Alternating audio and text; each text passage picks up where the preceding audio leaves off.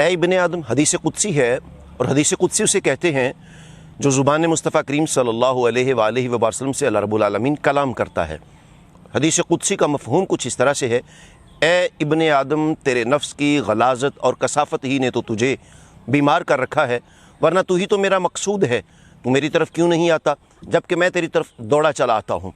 اب دیر انسان کر رہا ہے، اس کی رحمت اسے پکار رہی ہے، اس کا کرم تو اسے پکار رہا ہے، اب دیر انسان کی طرف سے ہے۔ جیسے ہی انسان اس کی طرف متوجہ ہوتا ہے، اس کا کرم بالائے کرم اس کا استقبال کرتا ہے۔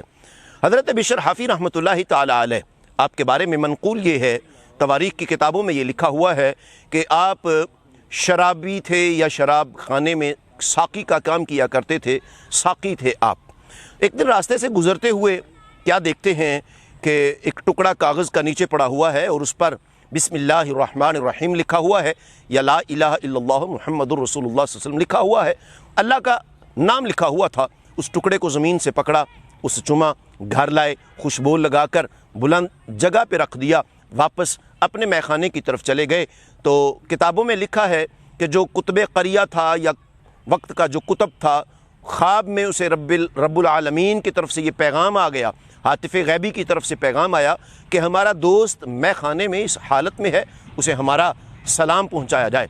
تو اب جو کتب قریہ تھا وہ جب پہنچا تو کیا دیکھتے ہیں کہ بشر حافی دروازے پر دستک دی، باہر آئے تو کیا دیکھتے ہیں بشر حافی اس حالت میں ہیں۔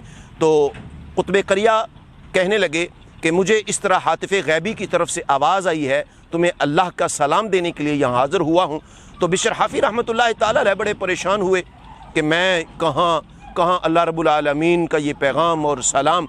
جب یہ سنا تو پھر وہیں پہ کھڑے کھڑے توبہ کی، پاؤں سے ننگے تھے، پھر اسی حالت میں باقی کی زندگی گزاری۔ تو ساری زندگی آپ چلا کرتے تھے تو پاؤں میں جوتا نہیں پہنا کرتے تھے کہ اس حالت میں مجھے اللہ کا پیغام اور سلام آیا تھا، اسی حالت میں نے توبہ کی ہے، تو ساری زندگی پھر پاؤں میں جوتا نہیں پہنا۔ اللہ رب العالمین نے بھی اکرام کی حد کر دی، انعام کی حد کر دی، جتنی وفا اتنی عطا، وفا پہ عطا کا وعدہ ہے۔ پھر اللہ رب العالمین نے اڑتے ہوئے چرند و پرند کو یہ حکم دے دیا کہ کوئی پیشاب نہیں کرے گا، گند نہیں پھیلائے گا، گوبر نہیں پھیلائے گا۔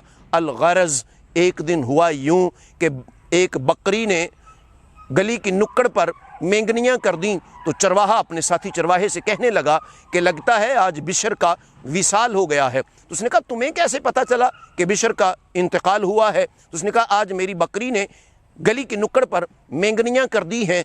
ابھی یہ بات چل ہی رہی تھی کہ کانوں میں آواز سنائی دی کہ بشر حافی رحمۃ اللہ تعالی علیہ کا وصال ہو گیا، انتقال فرما گئے ہیں۔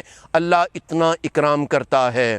اے ابن آدم، تیرے نفس کی غلاظت اور کثافت ہی نے تو تجھے بیمار کر رکھا ہے، ورنہ تو ہی تو میرا مقصود ہے۔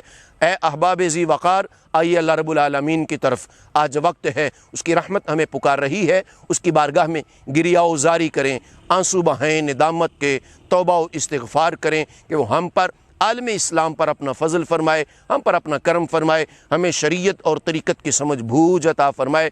آمین ثم آمین، وآخر دعوانا الحمد للہ رب العالمین۔